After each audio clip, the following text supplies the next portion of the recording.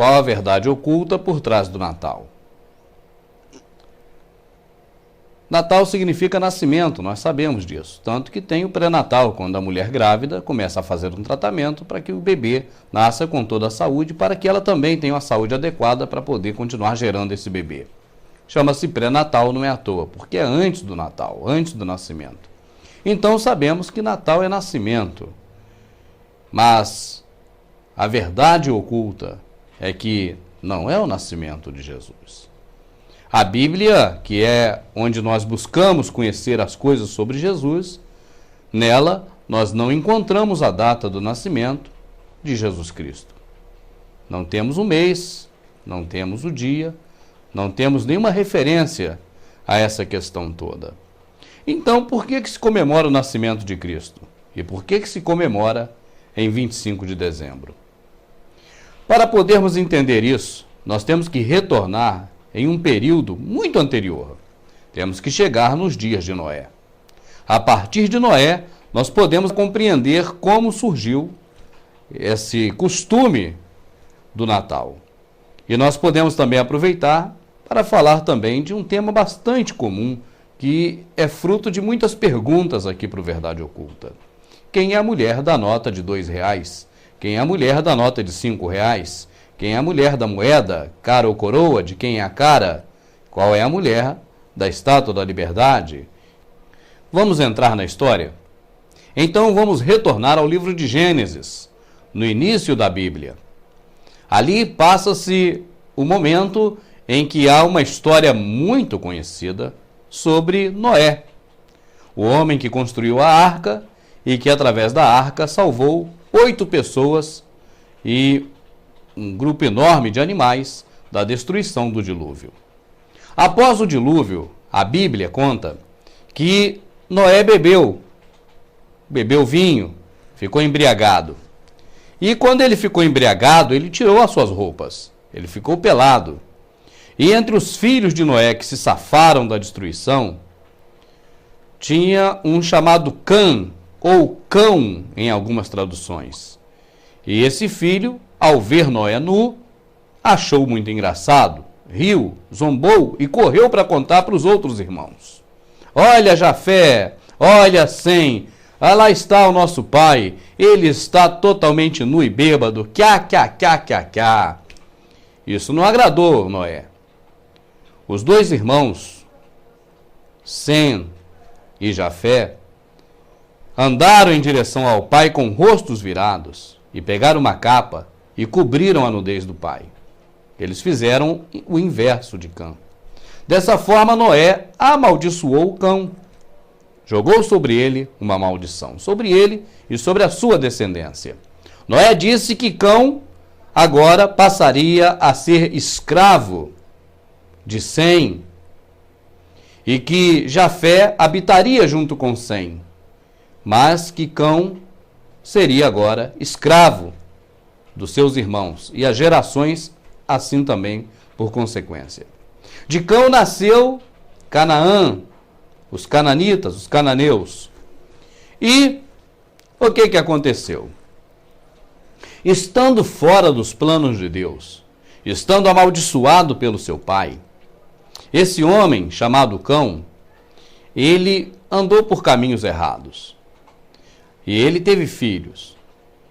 Um dos seus filhos se chamava Cuxi. Esse filho de Cã, neto de Noé, chamado Cuxi, conheceu uma mulher. Você sabe a Hillary Clinton? Agora você sabe a Jezabel, aquela mulher do Acabe? Coloca as duas aqui assim, ó, uma do lado da outra. Essa mulher que esse rapaz conheceu, esse Cuxi, era uma mistura de Jezabel com Hillary Clinton. Diga-se de passagem, a Jezabel, esposa de Acabe, ela era devota de Samiramis, a mulher de Cuxi. Está escrito na Bíblia. Continuemos. Pois bem, Cuxi então se casa com Samiramis, uma mistura de Jezabel com Hillary Clinton. Você sabe do que eu estou falando. E dessa união nasce uma criança. nasce um garoto chamado Nimrod. Talvez você já tenha ouvido falar sobre ele. Esse Nimrod é o patriarca dos senhores do mundo que estão aí nos seus dias, nos meus dias, nos nossos dias. São das descendências vindas após Nimrod. São seguidores de Nimrod.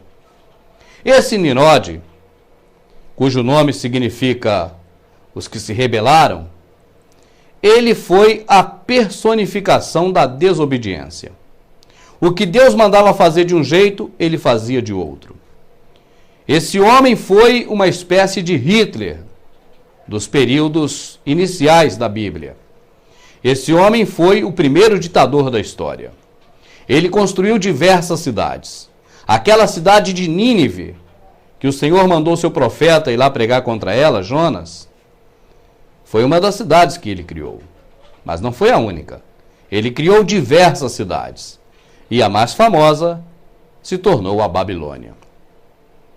A Torre de Babel nasceu aí nesse período. Ele foi o primeiro líder a se dizer Deus. Nesse avanço de Nimrod, como senhor do mundo, já naquela época, construindo as suas cidades, juntando as pessoas em grupos, o que era contrário ao que Deus mandava fazer. Deus falava para ser fecundo e se espalhar sobre a face da terra e povoar a terra, e ele estava fazendo um processo inverso, ajuntando todo mundo em cidades fortificadas e cultuando, então, a quem ele dizia que era ele próprio, nesse caso o Deus Sol, o astro rei Sol, ele dizia que era ele próprio. Esse homem, não ficando apenas nas aberrações que fazia, nas idolatrias que promovia, nas orgias que praticava e incentivava, ele se apossou da própria mãe. Ele fez a mãe de mulher dele, Semíramis. Essa famosíssima. E Semíramis, então, deteve para si o título de deusa. Porque se o marido é Deus, o filho marido é Deus, ela também, como mãe e mulher dele, também ela é uma deusa. E ela mesmo buscava reverência para ela como se ela fosse a lua. Isso não é história de tribo indígena. Isso está na Enciclopédia Britânica. Isso é história, fatos acontecidos. Uma parte dessa história está na Bíblia, outra parte não. Mas estão nos livros de história. E o que aconteceu foi que esse homem, Nimrod, fazendo tudo contrário à vontade de Deus, o seu tio-avô, chamado Sem, deu cabo dele, matou-o, espedaçou-o e separou os pedaços dele. Pô, mas um Deus não morre. Como pode um Deus morrer? Então Semíramis, a sua esposa, mãe, conta uma história. Qual história? Ele não morreu. Ele foi para o lugar dele. Ele é o sol. Olha ele lá. Ele está lá no sol. E nesse meio tempo ela me aparece barriguda, uma deusa barriguda, Semíramis, grávida, prenha. Como poderia? Se o marido, que é filho, subiu, virou o sol. Como poderia estar grávida? Então ela contou mais uma história mítica. Olha, Deus me engravidou. Vou conceber o fruto do Espírito de Deus. E na verdade, ela tinha arrumado um filho fora do casamento. Isso é lógico. Do casamento com o filho, marido. Mas fora desse casamento. Porque além de marido e filho, ainda era chifrudo. Essa é a realidade. Resumindo, essa Semíramis não valia nada. Essa mulher terrível que hoje é homenageada por todo mundo, ela é a mãe das prostitutas, porque foi ela quem, junto com o filho, o marido, fundou a Babilônia. E a Bíblia chama a Babilônia de a mãe das prostitutas. Essa mulher, que é muito homenageada hoje, após a morte do marido e grávida agora, esperando uma criança, dizia que seu filho era o filho de Deus. Colocou nele o nome de Tamuz. A Bíblia fala em Tamuz quando cita uma passagem em que as pessoas no templo, de costas para Jerusalém, adoravam a Tamuz. esse Tamuz, que ficou sendo o menino Deus, vindo diretamente de Deus, de uma relação entre a mulher e Deus, uma suposta relação, ele nasceu exatamente no dia 25 de dezembro. Tamuz, filho do Deus Sol, portanto, se filho de Deus, também Deus Sol.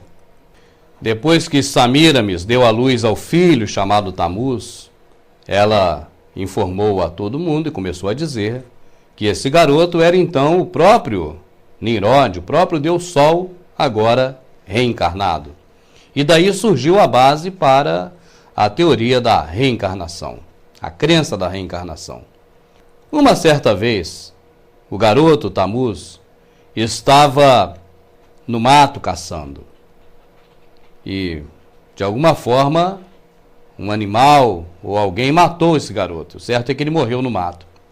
E o seu corpo ficou em cima de um tronco apodrecido.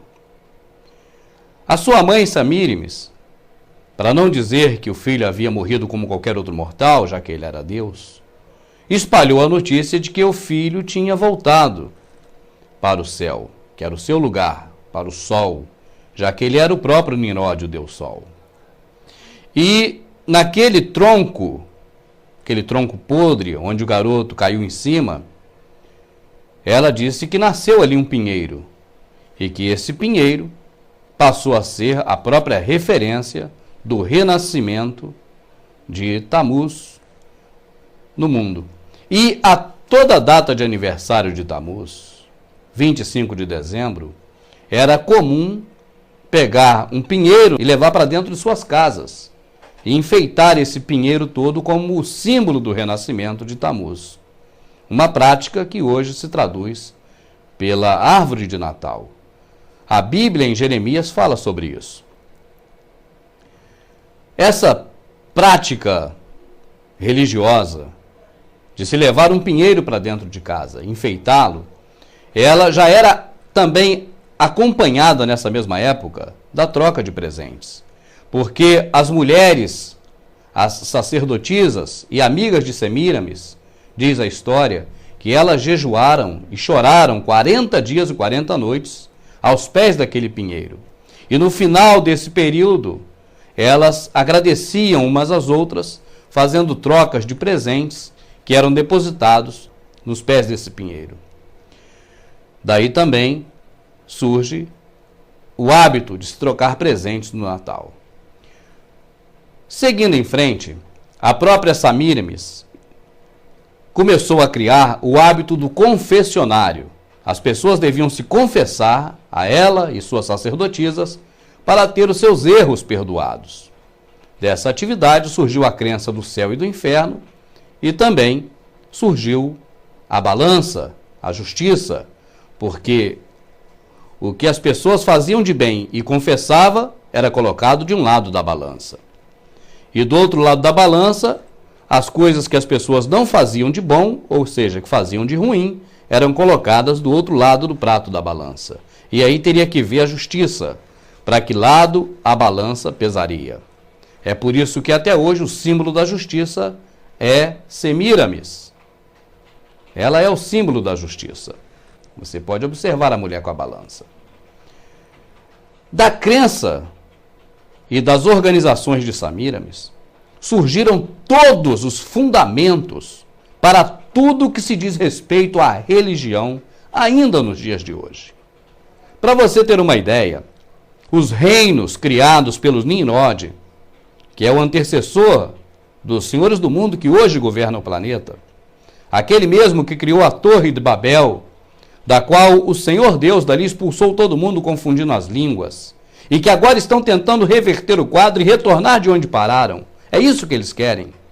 Eles querem voltar ao ponto em que foram interrompidos. Porque Nimrod trabalhava já naquela época para um governo mundial, para um sistema globalizado. Ele unia todos em um só povo, uma só voz, uma só língua. E Deus chegou lá e espalhou todo mundo. Deus interrompeu esse processo. Deus tirou o rio do curso, interrompendo. E agora eles tentam voltar novamente a uma única religião, a uma única voz, um único idioma, um único Deus, um único governo. É para retornar exatamente ao ponto em que seu antecessor foi interrompido, Nimrod. E após o reino da Babilônia ser, então, desfeito, foram criados outros reinos, porque eles próprios destruíam os reinos aos quais eles conquistavam e tinham que conquistar novos reinos. Porque hoje eles pretendem dizimar a população? Porque não tem mais reino para ser conquistado. O Novo Mundo, as nossas Américas, essa região aqui, foi, na verdade, a última instância a ser conquistada por eles. Não há mais lugar nenhum no planeta para se conquistar. E eles não conseguiram sair do planeta. Nem na Lua conseguiram chegar. Não há o que conquistar mais. Então agora não tem outro jeito, a não ser dizimar todo mundo para recomeçar. Mas após a queda da Babilônia, quando o Império Persa começou a emergir, os deuses, esses mesmos deuses, Nimrod, o Deus Sol, Tamuz, o filho do Deus Sol, Semíramis, a mãe do céu, a rainha do céu, ou seja, essas mesmas divindades, elas passaram a fazer parte agora da cultura da Pérsia, com outros nomes. Agora a Pérsia também cai esse império e começa a surgir um novo império através de um jovem chamado Alexandre o Grande. E agora começa-se o império da Grécia a crescer. Esses deuses são levados agora para a Grécia e lá adquirem outros nomes. Nimrod passa a ser Zeus e assim por diante. Após a queda da Grécia, é a vez do Egito. E aí, esses deuses do Egito, eles são agora somados aos deuses persas, aos deuses babilônicos, aos deuses da Grécia, que são todos os mesmos, só que com outros nomes. Depois disso, chega o Império Romano. E no Império Romano acontece o mesmo fenômeno. Os deuses da Babilônia, os deuses persas, os deuses da Grécia, os deuses do Egito se somam aos deuses da Babilônia com os nomes adequados aos deuses da Babilônia, mas são sempre os mesmos. É sempre a figura do pai, a figura da mãe e a figura do filho. A família profana. E chega aqui aos nossos dias, e ainda hoje, nós temos Semíramis espalhado por todo lado. Aqui mesmo no Brasil, quando iam conquistando uma cidade, outra e outra, fundando essas cidades, já iam colocando ali um deus padroeiro. Para você ter uma ideia, no Rio de Janeiro é São Sebastião. Cada local tem um deus padroeiro.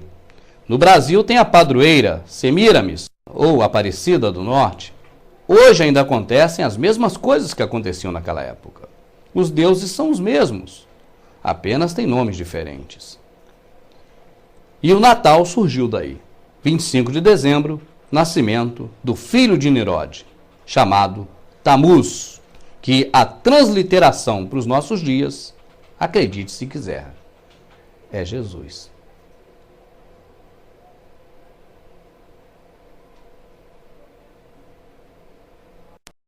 Seria o Natal uma festa puramente comercial? Nós sabemos que o final do ano é a época em que os trabalhadores recebem o salário dobrado, ou o 13º salário. E é claro, o comércio sempre busca metodologias para oferecer produtos com qualidade, com preço baixo, para assim conseguir vencer a concorrência e faturar mais nessa época, de olho, logicamente, no salário dobrado do 13º do trabalhador. E o Natal é uma excelente época para isso, já que as pessoas têm o costume de dar presentes e até mesmo de trocar presentes, como também há o costume de comprar roupas novas para passar o Natal e o Réveillon, e também porque há a ceia de Natal, há uma solenidade, há uma reunião familiar muito saudável, porque todos os parentes se unem no Natal. Então daí a importância dessa época festiva, além de ser algo comercial, que inflama as vendas no final de ano, é também uma forma de unir as pessoas, de unir as famílias. Então o Natal é muito bem-vindo. E o espírito natalino, ele faz com que todas as pessoas nessa época do ano fiquem muito mais receptivas a renovar os votos, as alianças, as felicidades mútuas e até mesmo as reconciliações. Mas tudo seria muito bom, tudo seria muito legal, tudo seria muito plausível se não houvesse uma verdade oculta terrível por trás disso tudo. E esse é o tema que nós vamos abordar aqui. Você sabe que o Natal, além de ser uma festa comercial, é uma festa religiosa. As próprias propagandas comerciais costumam dizer que é a festa magna da cristandade, ou a maior festa do cristianismo. Pouco procura-se saber, na verdade, qual a origem desse Natal. E, entre outras coisas também, pouco se procura saber por que povos onde não há a prática do cristianismo, nem o conhecimento, muitas das vezes, do que é o cristianismo, por que mesmo assim nesses lugares existem as figuras do bom velhinho, Papai Noel, da árvore, das renas, dos enfeites, do Natal em si? Como pode essa festa em homenagem existir em locais em que o homenageado nem sequer é conhecido? Há algo de estranho nisso. Se você viajar por países nos quais a religião predominante são outras religiões e não o cristianismo, e até mesmo países em que o cristianismo praticamente não existe, você vai observar que o Natal está lá também.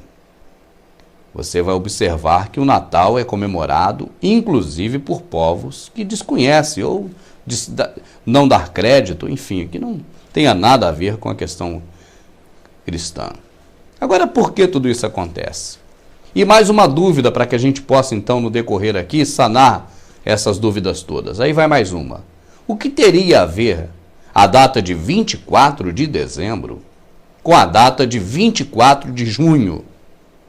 Você já reparou que 24 de dezembro é o oposto de 24 de junho? E o que teriam essas duas datas em comum entre si? Após assistir esse vídeo, você vai ter toda essa verdade oculta revelada e você vai poder ver com outros olhos esta festa que dizem ser a festa magna da cristandade. Você terá também uma visão diferenciada daquele que nós acostumamos a conhecer como o bom velhinho.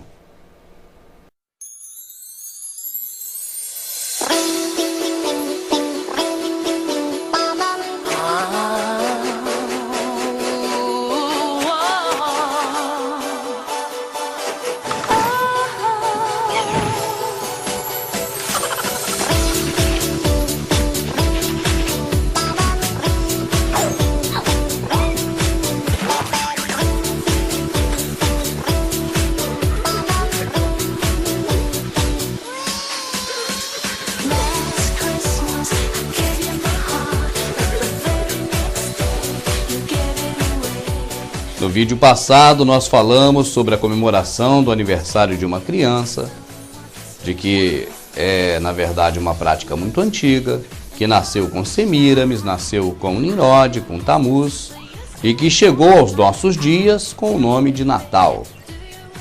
E neste vídeo nós vamos entrar um pouco mais a fundo na questão da festa que nós conhecemos.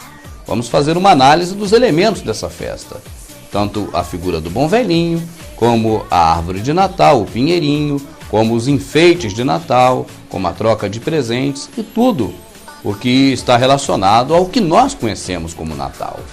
O que nós podemos dizer de imediato é que para toda a humanidade, porque o sistema condicionou dessa forma, nós vemos que o Natal significa o nascimento de Jesus Cristo, o filho do carpinteiro José com a Virgem Maria.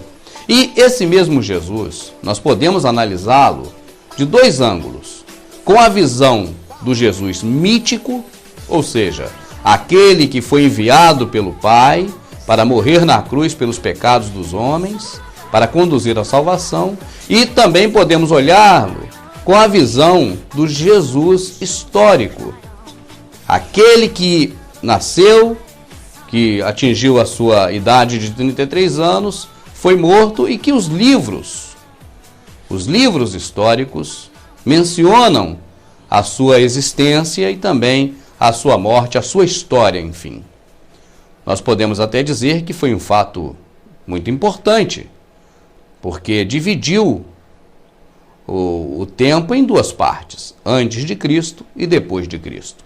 Então, falando deste Cristo, desse Jesus histórico, nós podemos dizer que realmente em algum dia, no tempo, ele nasceu. Claro, se ele existiu, ele realmente teria que ter nascido, é inevitável. Se você for olhar pelo contexto bíblico, pela narrativa da Bíblia, que é um livro também, e deve também ser considerado também como livro, porque é um livro escrito, então também ele é um livro histórico, faz parte da história. E nós não vemos nesse livro histórico, a Bíblia, em nenhum momento, a comemoração de aniversário de ninguém. Nós não vimos ali, em nenhum momento, a comemoração do aniversário de Abraão, nós não vimos a comemoração do aniversário de Isaac, de Jacó, de José, de Moisés, de Samuel, de Davi, de Salomão e segue-se daí em diante. Nós não vimos também a menção do aniversário de Jesus. Nós não vimos ninguém comemorando essa data. Como também após Jesus, a mesma coisa aconteceu com relação aos discípulos. Nós não vimos comemoração de aniversário de nenhum discípulo. Sendo assim, podemos dizer que a questão de comemorar o aniversário não era tão importante para as pessoas que viveram no período bíblico. Não era o aniversário em si que era motivo de comemoração.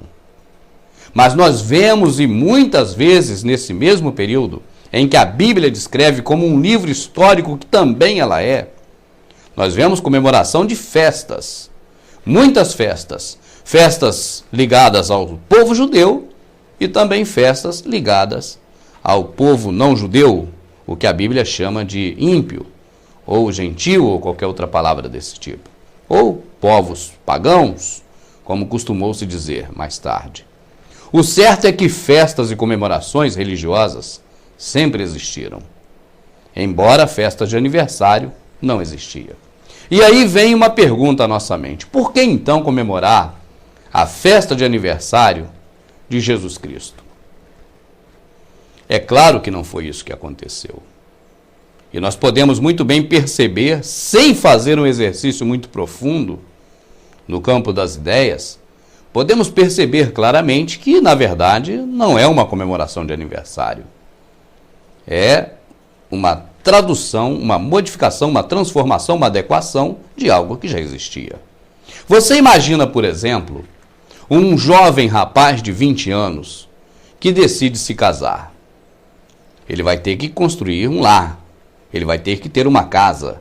Essa casa vai ter que ser mobiliada, ela vai ter que ser preparada para que ele possa então ali conviver com a sua futura esposa. Não é assim que nós vimos o dia a dia de nós seres humanos? No momento em que o jovem rapaz decide que vai se casar, ele prepara a casa e então, nessa casa nova, ele vai agora adquirir os móveis, supostamente novos, para que ele possa então ali habitar com a sua esposa. Ele pegou uma casa vazia, os móveis novos, para constituir a partir dali uma família, uma nova família. Essa pode ser a comparação que nós aqui vamos fazer com a questão de uma religião que está sendo criada hoje. Uma religião nova, novas ideias. Agora você imagina, não mais um jovem na faixa etária de 20 anos de idade, mas um homem na faixa de 35 a 40 anos de idade que se separou. Ele se separou da esposa. Então a casa que ele havia construído ficou para aquela esposa. E agora ele vai se juntar a uma outra esposa. Então o que vai acontecer? Ele vai comprar outra casa e no lugar dele comprar móveis novos, ele vai pegar os móveis daquela esposa que já tem, porque também ela se separou de outro marido, e agora aqueles mesmos móveis virão para dentro da casa dele. Não há novidade, não há móvel novo. Há apenas uma nova residência com móveis que já são usados, que são de um casamento antigo. Você está me entendendo onde eu quero chegar, meu amado? Eu creio que você já esteja entendendo, porque você é muito inteligente. Eu fico agradecido por isso. O que aconteceu quando foi criado o cristianismo foi exatamente o segundo casamento. Não foi um casamento novo. Foi o antigo casamento. É um fato, explodiu, não tem como tapar com a peneira. Aconteceu. Jesus nasceu.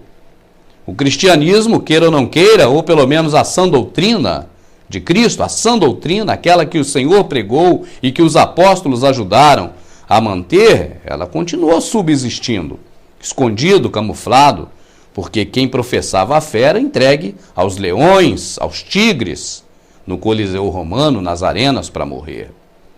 Mas não conseguiram acabar com as pessoas que professavam a sã doutrina, a fé em Cristo.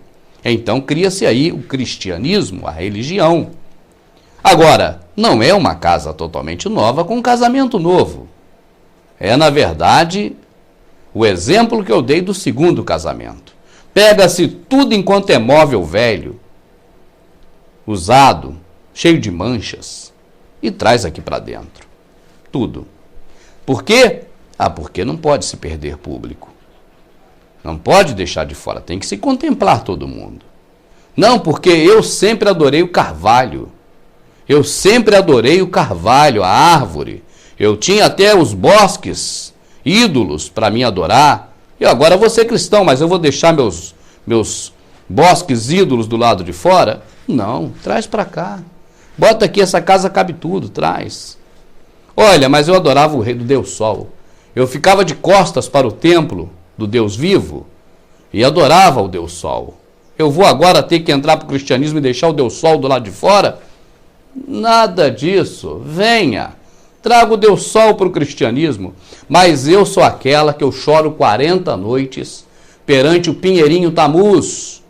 Eu sou aquela que ofereço bolos à rainha do céu. Eu vou ficar fora do cristianismo? Não, minha filha. Vem com a rainha do céu aqui para dentro também, aqui é igual coração de mãe. Cabe todo mundo. Olha, mas eu adorava tanto Odin, o deus da tempestade. Esse homem era demais. Não sabe que Odin é o próprio Nimrod, né? Tudo um só. Mas eu adorava, porque os escandinavos era Odin e tal. A região da Suécia, essas coisas, era Odin. Mas olha, eu adorava tanto Odin. Eu vou ter que agora deixar o Odin de fora? Não, não deixa o Odin de fora. Traz o Odin para cá. A gente dá outro nome a ele aqui no cristianismo, mas é o mesmo Odin. Manda para cá. Vamos fazer tudo aqui. Mas sabe o que acontece? Eu não vou ser cristão. Eu não posso ser cristão porque a Saturnália, essa festa em que começa dia 17 e acaba dia 24 de dezembro, essa festa maravilhosa em que podemos fazer orgias, em que homem com homem, mulher com mulher, nada é proibido. Não, não tem isso não, vale tudo. Essa festa era maravilha. Eu não vou ser cristão e deixar de fora, de maneira nenhuma, a Saturnália. Eu não posso deixar as homenagens a Saturno. Saturno, aquele astro. Não, não é aquele astro Saturno, é Nimrod. É com outro nome, mas é Nimrod, é Zeus, é a mesma coisa. Só que agora nós estamos em Roma.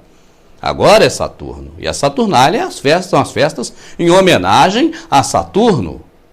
Acontecendo de 17 a 24 de dezembro. Eu quero ser cristão, mas eu não vou deixar de fora. De maneira nenhuma eu deixo a minha festa de Saturno, porque é orgia o tempo todo. Ei, que maravilha! Orgia para adorar os deuses, eu não posso deixar de fora. Venha, traz a festa da Saturnália também para cá. Pode trazer que a gente transforma aqui em carnaval, é 4 dias de festa de folia, acabou a história. Traz para cá também, manda tudo. Venha ser cristão com a gente aqui. E assim, meu amado, foi o que foi acontecendo.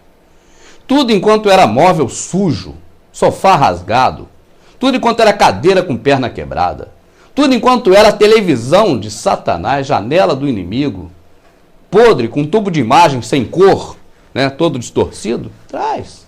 Veio tudo para dentro do cristianismo. Mas, irmão Rubens, você está falando do catolicismo? Também. Mas estou falando do protestantismo também. O protestantismo saiu do catolicismo. A religião evangélica é a mesma coisa do protestantismo. Saiu de Martim Lutero, em uma briga entre as sociedades secretas. Mas é tudo a mesma coisa, é farinha do mesmo saco. Não pense você que você é o limpo, o outro é o sujo, não, porque é o sujo e o imundo junto. As práticas são as mesmas.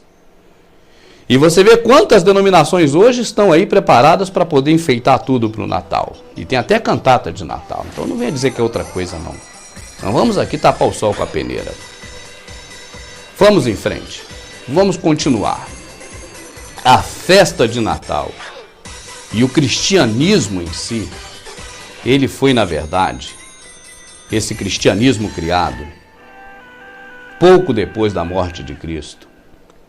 Ele foi, na verdade, um meio para unir tudo o que se fazia já antes, só que agora com respaldo de ser em nome de Jesus, com respaldo de ser para Cristo, com respaldo de ser para os verdadeiros adoradores. E assim se foi fazendo, e assim se continua fazendo, e assim o é até hoje. Mas nós não vamos nos focar em toda a questão do cristianismo. Nós vamos continuar aqui com foco no Natal, que é o ponto central dessa prosa que nós estamos tendo aqui.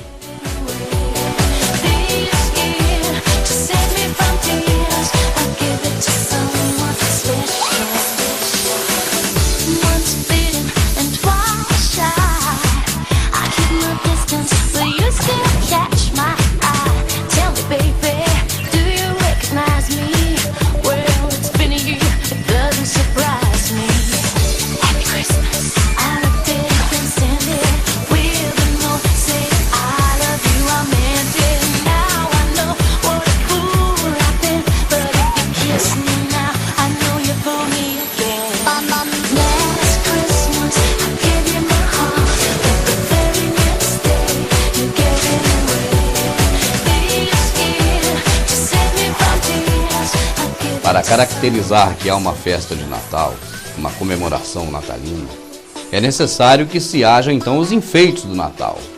Enfeita-se a casa, enfeita-se os cômodos da casa, enfeitam-se as árvores do lado de fora da casa, e o próprio governo, o sistema, também enfeita a cidade, fazendo árvores de Natal em tudo enquanto é lugar público.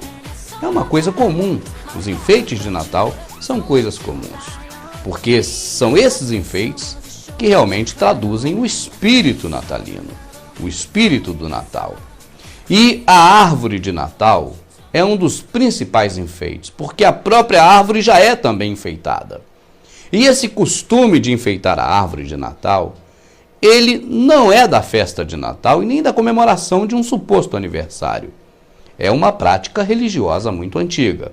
Nós já falamos aqui no vídeo passado que Semíramis, essa mulher que é tão homenageada por tantos e tantos e tantos, ela teve o filho chamado Tamuz, filho do Deus Sol, portanto também Deus Sol, o qual entre os egípcios é conhecido como Horus, aquele da pirâmide do olho que tudo vê, aquele olho, o olho de Horus, é esse mesmo. E Tamuz, nós já falamos sobre isso no vídeo passado.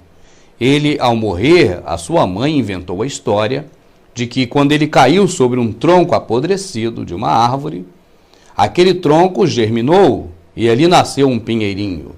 E era um costume das sacerdotisas de Semíramis de prantear ali sobre aquele pinheirinho e nele colocar enfeites, colocar adornos, porque o pinheirinho era, na verdade, o nascimento do Deus Sol, o Tamuz, filho de Nimrod, que é conhecido também como Horus. Essa prática, ela é mencionada na Bíblia diversas vezes, porque a partir daí passaram-se a fazer cultos, cultuar ao pinheiro, às árvores. Inclusive, existem passagens que falam sobre esse tipo de culto. O profeta Jeremias descreve muito bem o que acontecia, que as pessoas pegavam essas árvores no bosque, levavam para casa e enfeitavam, e usavam pregos para poder colar os enfeites. É bem detalhada essa questão com Jeremias. Nós vemos também Gideão, que derrubou os postes ídolos e o bosque ídolo que seu pai havia feito para Baal. Bem, diga-se de passagem, Baal é o próprio Tamuz. E aquele símbolo principal de Baal, você sabe que é o obelisco. E quando nós vemos então esses monumentos chamados obeliscos, que estão em todos os lugares, nas frentes dos palácios do governo, nas praças públicas, nós na verdade não sabemos qual o real sentido dele, mas aqui vai. Significa exatamente o órgão sexual masculino ereto, em posição de ataque, para ser utilizado. Você vê que isso está em toda parte. Até no Vaticano tem um obelisco, bem ereto no meio da praça, ali próximo mesmo do Papa. E é uma referência clara a Tamuz, o filho de Nimrod, que em outras culturas se chama Baco. E a festa de Tamuz, ela sempre aconteceu no dia do seu aniversário. A festa de Tamuz, a festa chamada Bacanal, porque o nome de Tamuz também é Baco, a festa de Baco, o Bacanal, ou seja, uma grande orgia em que homem com homem, mulher com mulher e até crianças no meio, tudo é normal. Nessa festa também as sacerdotisas de Baco costumavam ingerir o sêmen de vários homens ao mesmo tempo, colocados em uma taça. Isso é um ritual. E essas coisas terríveis, coisas horrendas, é o que é o Natal que você comemora. A origem é essa. Ah, mas eu não comemoro assim, isso não serve para mim, eu não comemoro assim. É uma festa que você comemora. É o Natal. Não importa a forma que você diga que você está comemorando. Você participa de uma festa que se originou dessa forma e que está dentro hoje de todo o conceito humano, porque justamente ela contempla aquilo que já contemplava antes. Você pode não usar de uma prática da festa, mas a festa é a mesma, não é outra, não tem como dizer aqui, negar que seja. Então eu dizia do pinheirinho. Era um costume das mulheres, das sacerdotisas, enfeitar esse pinheirinho todo. E até hoje, essa prática do pinheirinho de Natal enfeitado permanece também na festa natalina. A festa que comemora o nascimento do deus Tamuz, o deus Sol, que comemora o nascimento do deus Baco e justamente da festa bacanal que era realizada em 25 de dezembro. Agora, o que tem a ver 24 de dezembro com 24 de junho? O que tem a ver essas duas datas? Nós vamos voltar a esse assunto em seguida.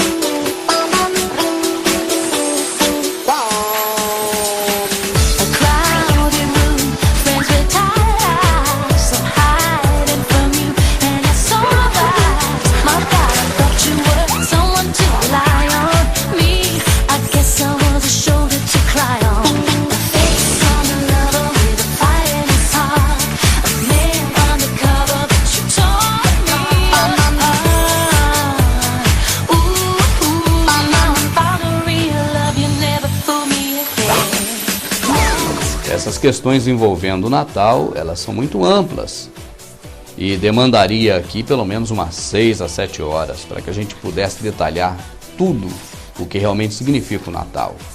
Mas como não há tempo hábil para tudo isso, nós estamos aqui sintetizando. E eu espero que você esteja aí alcançando aí, acompanhando o raciocínio. Eu falei agora há pouco sobre a questão de duas datas importantes: 24 de junho e 24 de dezembro. E o que teriam duas datas tão distantes uma da outra, cada uma no extremo do tempo, em comum entre si? O que teriam essas datas de especial? O que estaria relacionando essas duas datas? Se você parar para observar, você verá que há uma comemoração em 24 de dezembro. E também há uma comemoração em 24 de junho. Em 24 de dezembro se comemora a véspera do Natal, a véspera do nascimento do Deus Sol. E em 24 de dezembro se comemora, aqui no Brasil, o dia de São João. E se acende uma fogueira para clarear, para iluminar tudo, né? É isso. O nascimento de Deus Sol, ele tem a ver com o solstício de inverno. Porque nós temos o hemisfério norte e sul. Você está entendendo, meu amado? Os vídeos que nós fazemos no Verdade Oculta, eles são bastante ilustrativos. E nós procuramos de uma forma bem didática e bem simples passar as informações de coisas que são, às vezes, mais complexas. Então eu vou para o lado mais simples para poder explicar o mais complicado. Você observa uma coisa. O solstício é um fenômeno que ocorre quando a inclinação do planeta Terra ocorre de uma forma em que parece que o Sol está mais distante. Então você observa, por exemplo, 24 de junho, geralmente é uma época fria. Para nós aqui, porque nós estamos aqui próximo ao hemisfério sul. Para nós, então, é uma época bastante fria. E é o oposto do hemisfério norte. Por que que 24 de dezembro é uma época mais fria? Porque, aparentemente, o Sol está mais distante, ele está menor no horizonte. Então você observa, por exemplo, um detalhe, meu amado. A esposa, ou você que é esposa, está fazendo agora a janta. E você vai fazer uma boa panela de feijão. A panela está no fogo. Se você chegar próximo dessa panela, você vai sentir um calor maior do que quando você se afasta da panela. Não é verdade? Quanto mais você chega perto da panela, mais quente fica. Quanto mais você se distancia da panela, menos quente fica. 24 de junho é como se nós estivéssemos mais longe do Sol, devido ao ângulo de inclinação do planeta Terra. Assim, os povos antigos achavam que o Sol estava pequenininho, nascendo, e que a partir de 25 de junho ele começaria a crescer mais ainda. Então seria como o nascimento do Sol. Chama-se solstício de inverno. Para nós acontece em junho, quando tem a festa de São João, que é o padroeiro da maçonaria. Agora, para o pessoal que mora do outro lado do planeta, é o contrário, ele ocorre em 24 de dezembro. Então, para eles, no hemisfério norte, aonde é frio, aonde o Papai Noel veste aquele agasalho, para eles é como se fosse 24 de junho. Aí, nesse dia, o Sol parece que está pequenininho no céu, porque o ângulo de inclinação da Terra faz com que o Sol fique mais distante da Terra. É você mais distante da panela de feijão. Quando eles viam no céu aquele Sol pequeno, e que a partir daquela data de 25 de dezembro, ele começaria a ficar cada vez maior, porque, claro, ia começar a aparecer agora o verão. Então o Sol ia aparecer maior, ia ficar mais quente. Eles viam como se fosse o nascimento do Deus Sol. É o solstício de inverno, em 24 de dezembro no hemisfério norte. Esse nascimento do Deus Sol era relacionado a Tamuz, filho de Nimrod, o Deus Sol. Por isso, eles comemoravam esse Natal. Era o nascimento do Deus Sol. Era comemorado com bacanal, com cumilância, com glutonaria, com tudo em que é condenável, com tudo de terrível que possa se imaginar. Essa festa era uma festa terrível aos olhos dos seres humanos, e aí já nem falamos aos olhos do Senhor. Mas eram coisas terríveis. É o Natal, não é outra festa. É o Natal, é o mesmo Natal que você comemora. Vamos então, fechando a questão do pinheiro. O pinheiro de Natal era, na verdade, o simbolismo de Tamuz, que havia nascido do tronco podre da árvore, a qual Semíramis o encontrou ali morto quando ele foi assassinado. E os enfeites que se faziam na árvore de Natal, eles eram realçados também pelas mulheres, nelas próprias. Era a própria vaidade humana, que era o que personificava esse culto aos enfeites da árvore. O que eu quero dizer com isso? Você olha, por exemplo, uma figura vaidosa da palavra de Deus. O nome dela é Jezabel. Essa mulher Jezabel, ela se enfeitava totalmente. Ela era uma mulher que amava a vaidade. Tanto que antes dela morrer, quando ela sabia que Jeú estava vindo e que o fim dela estava ali naquele momento, e o que aconteceu com Jezabel? Ela sabia que ia morrer, mas ela fez um último pedido. Não foi um cigarro. Ela pediu para ter a oportunidade de se pintar. E ela foi se pintar toda. Jezabel era devota de Semíramis. Era devota do culto da árvore. Era devota do Natal, do nascimento do Deus Sol. Então, eles acreditavam que quando as mulheres se pintavam, e até a filha de Labão tinha essas vaidades, porque quando foram buscar uma esposa para o filho do profeta em Israel, foi aconselhado que se levasse adornos de nariz para a filha de Labão. Eram os piercings da época. Então era uma vaidade também. A vaidade sempre existiu e sempre foi uma forma de cultuar. A pessoa se maquiar para ficar bonita, para realçar, é uma coisa. Agora o excesso se torna vaidade. E a vaidade é um culto a deuses estranhos. E nesse caso, o deus Tamuz, o pinheirinho de Natal. Quando a pessoa leva para dentro de casa um pinheiro, seja comprado em qualquer loja, no shopping, e começa a enfeitar esse pinheirinho, o significado é de que essa pessoa está cultuando a vaidade humana. Esse é o sentido original. Esse é o sentido ao qual ele foi concebido. Então, a árvore de Natal, condenada por Jeremias, a árvore de Natal que Jerubaal contendeu contra ela, a árvore de Natal que significa o nascimento do Deus Sol, a qual sobre ele é feita as festas de Bacanal, e que acontecem coisas terríveis, como as sacerdotisas bebendo sêmen dos homens que ali estão, e coisas mais horrendas que você pode imaginar. E todas essas coisas terríveis ligadas também ao culto da árvore. Então aqui você está sabendo da verdade oculta. Nós vamos seguir porque ainda não acabou.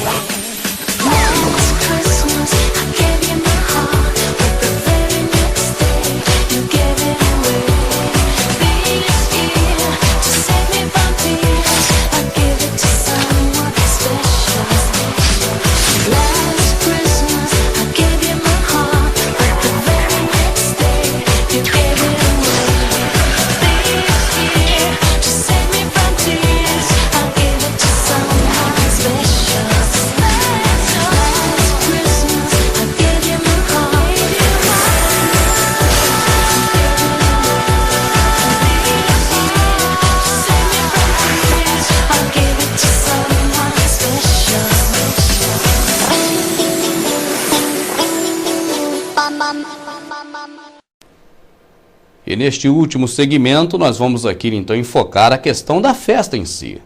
A festa do Natal, que antes do cristianismo era conhecida como Brumália. Brumália era uma festa em que o principal homenageado era Tamuz, na figura do deus Baco. E então aconteciam-se as glutonarias e também os bacanais.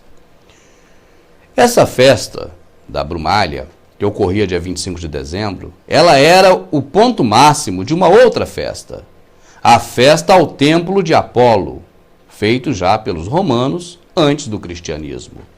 A festa ao templo de Apolo, ela começava em 17 e terminava em 24 de dezembro, sendo seguida pela Brumália, que ocorria em 25 de dezembro. Hoje, quando comemoramos o Natal, na verdade nós estamos dando sequência a um costume anterior mesmo à criação da religião cristã. Nós estamos dando sequência a um costume pagão, de forma terrível, feito muito antes do nascimento do Jesus histórico, filho de Maria, filho do carpinteiro José, do Jesus mítico, filho de Deus, que morreu na cruz do Calvário. Muito antes disso se praticava esse Natal, e era Brumália. Hoje, quando nós aproveitamos o Natal para uma reunião social com os amigos e com os familiares, e achamos que por isso o Natal então tem seu lado bom, e devemos dizer assim: não, eu não pratico nada daquilo. Olha, O que eu faço agora é uma reunião saudável com meus amigos, com meus irmãos, com meus parentes. Eu digo a você, meu amado, que de qualquer forma, você está inserido no mesmo contexto da festa natalina. É a mesma festa de Natal, não é outra. Então, se é uma ocasião para reunir os familiares, para ter uma comunhão, por que não faz em outra época? Por que deixa para esse dia? Porque o espírito natalino é que envolveu você, como envolveu todas as outras pessoas. Esse espírito natalino não é de Deus. Efetivamente, esse espírito natalino é um espírito demoníaco, vindo diretamente das religiões pagãs de muito tempo atrás. Você observa que todos os elementos que compõem o Natal têm uma origem pagã. Eu já não vou nem entrar aqui no mérito da questão do Papai Noel, porque é mais do que sabido que ele representa São Nicolau. Pelo menos essa é a história que se passou para nós. Eu, particularmente, creio de outra forma. Eu creio que Papai Noel foi criado pelos senhores do mundo exatamente com um fim específico: tirar o sentido da existência real de Jesus. Eu creio que quando a criança começa a acreditar que existe Papai Noel e que ele está relacionado a uma suposta festa de aniversário de Jesus Cristo, essa criança vai chegar a uma idade de 4, 5, 6, talvez 7 anos de idade, crendo dessa forma, crendo que Papai Noel tem a ver com Jesus. Papai Noel existe e Jesus também existe. E eu creio que após o momento em que essa criança descobre que Papai Noel é só um conto de fadas, que Papai Noel na verdade não existe, eu creio que também essa criança passa, por associação, a desacreditar que também Jesus existe. Então eu creio que é uma forma que os senhores do mundo encontraram para reescrever a história. Não tem como dizer que Jesus não nasceu um dia e não existiu. Então, associa-se a Jesus uma segunda figura, mas uma figura mentirosa. E quando a criança descobre que essa figura é uma mentira, a outra está associada a ela. E automaticamente também vai se pensar que essa outra figura também não existe. Eu creio que é para isso que criaram esse satânico Papai Noel, essa aberração. Um homem que é onipresente. Ele consegue visitar todas as crianças ao mesmo tempo. Ele consegue descer por todas as chaminés e deixar presentes ao mesmo tempo. Então ele é onipresente. Ele consegue fazer o milagre da multiplicação. Porque o saco do Papai Noel é de brinquedo, nós já sabemos, essa é uma piada velha. O Papai Noel não tem filho porque o saco é de brinquedo. Essa é uma piada velha. Mas o saco do Papai Noel é pequenininho. E como é que pode um saco pequenininho caber tantos presentes? É porque ele faz o milagre da multiplicação. E as semelhanças com o Senhor Jesus não param por aí. Eu não vou continuar com esse assunto, porque eu tenho nojo do Papai Noel. Sempre tive. Eu tenho nojo dos enfeites de Natal. Eu quase vomito quando eu vejo. Eu tenho nojo, mas nojo mesmo. Enfeites de Natal me dão nojo. Mas não se abisme não, meu amado, de ver igrejas por aí que chamam de igrejas enfeitadas com Natal, não. O Senhor não é aquele que habita em templos feitos por mãos humanas.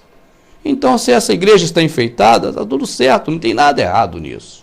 Errado, se for o caso, é você que fica frequentando esses lugares, que eu acho que não deveria frequentar. Então, aqui mais uma vez, quando eu falo de coisa que eu tenho nojo igual Papai Noel, aí eu acabo até perdendo o fio da meada. É verdade. Só quero dizer para você o seguinte, essa é a verdade sobre o Natal, e ela não une as famílias. Porque você se unir para beber, para glutonaria, para comer, isso não é de Deus. A própria palavra condena a glutonaria. Condena quem come muito. É uma coisa terrível. It's Christmas!